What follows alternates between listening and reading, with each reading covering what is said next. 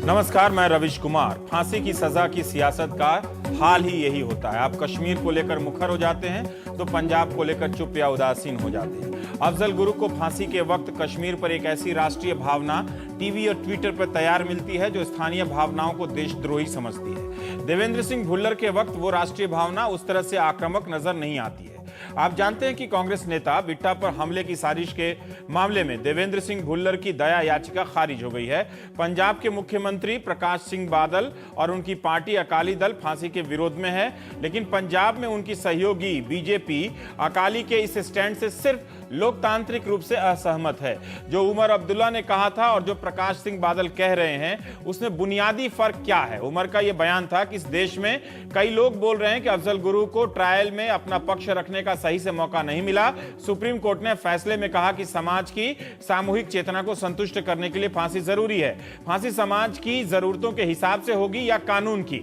अब प्रकाश सिंह बादल कह रहे हैं कि भुल्लर के केस में कानून और संवैधानिक प्रक्रियाओं का पालन नहीं हुआ है। हम राज्य और देश के हित में फांसी को टालने की मांग कर रहे हैं। हम राज्य में कानून व्यवस्था को लेकर प्रतिबद्ध तो हैं, लेकिन भावनात्मक और मनोवैज्ञानिक नुकसान पर हमारा कोई इख्तियार नहीं है। उमर यूपीए के सहयोगी हैं और प्रकाश सिंह बादल एनडीए के। तब प्रकाश जावड़ेकर ने कहा था, बीजेपी के नेता ने, कि उमर अब्दुल्ला का बयान आतंकवादी से सहानुभूति रखने वाला है, उस आतंकवादी से जिसने भारत की संसद पर हमला किया।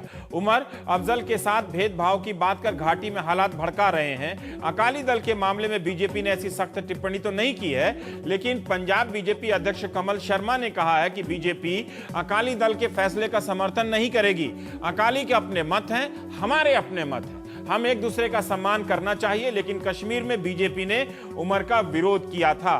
कुछ साल पहले बादल सरकार ने भुल्लर को खतरनाक आतंकवादी अपराधी बताते हुए सुप्रीम कोर्ट में एक हलफनामा दिया था। अब उन्हें यह प्रसंग क्यों याद नहीं, मालूम नहीं।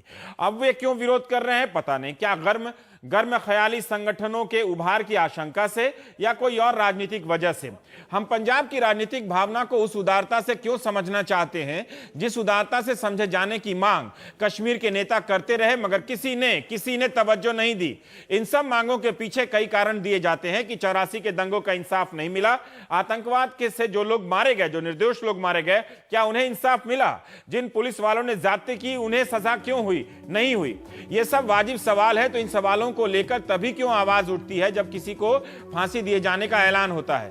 राजनीति भी तो भरोसा पैदा नहीं करती है, सिर्फ मौका देखती है। भुल्लर प्रसंग में भी अफजल प्रसंग की तरह कई कानूनी सवाल उठ रहे हैं। पूर्व जस्टिस मार्कंडे काटजू ने भी भुल्लर के लिए दूसरी अपील दायर की है।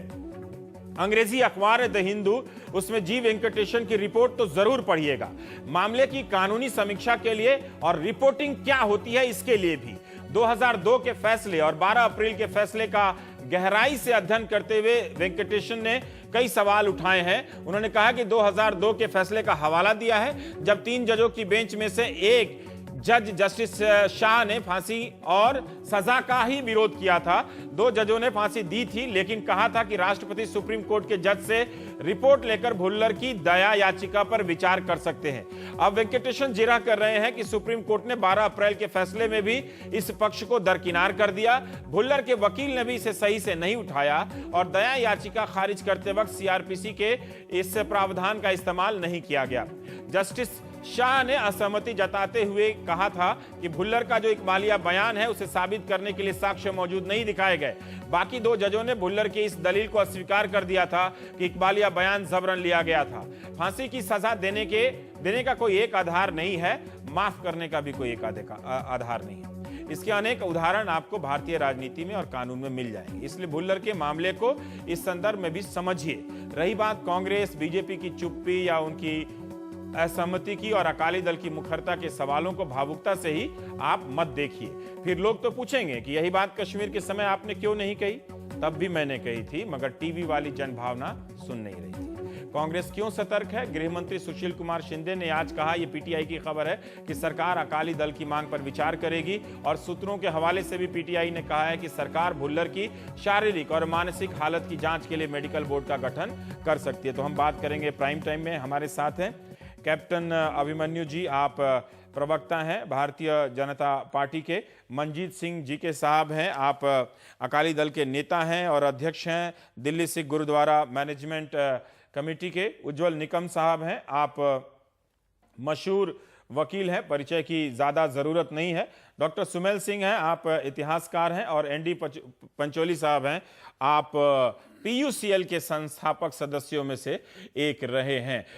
निकम साहब, चूंकि आपको जाना है तो मैं थोड़ा सा आपको जल्दी छोड़ने के लिए कुछ सवाल आपसे पहले कर लेना चाहता हूं। मेरा एक सवाल यह है कि जो अफजल गुरु हैं और कसाब का मामला है और भुल्लर का मामला है या राजोआना का मामला है, इन सब को आप आतंकवाद के एक ही चश्मे से देखते हैं या इनमें भी आप कुछ कैटेगरी ढूंढते हैं कि एक ने भारत की संसद पर हमला किया तो भारत पर हमला किया, एक ने मुंबई पर हमला किया तो वो भारत पर कुछ कम, संसद से कम हमला था, या देवेंद्र सिंह भुल्लर का वैसा हमला नहीं था? देखिए, कानून के नजरे से मैं देखूंगा, और कानून के नजरों से जो देखा जाता है कि जिन लोगों ने बेगुनाह लोगों की हत्या की है, जिनको सुप्रीम कोर्ट तक फांसी की सजा फरमाई गई है, उनको एक ही अंदाज से देखा जा सकता है। उसमें कोई डिफरेंशिएट कैटेगरी नहीं हो सकती। और जिन लोगों को फांसी की सजा सुप्रीम कोर्ट तक मोहर लगा दी है, तो सिर्फ अभी उसका एग्जीक्यूशन का बाकी है। और जब प्रेसिडेंट ने अगर उनकी माफी अगर ठुकरा देती है, तो वैसी कुछ वजह बनना चाहिए कि जिस कानूनी वजह की जिसके उसको माफी दी जा सकती है, कोई भी मुलजिम हो। तो मुझे लगता है कि जब अगर हम कोई एक ग्लोरिफिकेशन अगर करना चाहते हो, तो बहुत हमारे कानून व्यवस्था के लिए बहुत एक डेंजरस कदम होगा, मेरी व्यक्तिगत राय। ठीक है, मैंने किसी मकसद से इस सवाल को पूछा था। अब मैं आपसे कानूनी सवाल करना चाहता हूं। मैं हिंदू की रिपोर्ट पढ़ रहा था और वहीं से मुझे इस धारा के बारे में इल्म हुआ कि 432 सेक्शन जो 2 है ब्रैकेट में और सीआरपीसी का, उसमें कहा गया कि राष्ट्रपति सुप्रीम कोर्ट के जो प्रिजाइडिंग जज हैं उनसे रिपोर्ट लेकर और दया याचिका पर विचार कर सकते हैं। ऐसा जब वो 3 जजों की बेंच ने फैसला दिया था तो 2 जजों ने ये बात कही थी। अब हिंदू के वेंकटेशन साहब की दलील यह है कि ना तो भुल्लर के वकील ने इस दलील का इस्तेमाल किया, ना सुप्रीम कोर्ट ने इस पक्ष को देखा, और ना राष्ट्रपति ने दया याचिका खारिज करते वक्त इस प्रावधान का इस्तेमाल किया।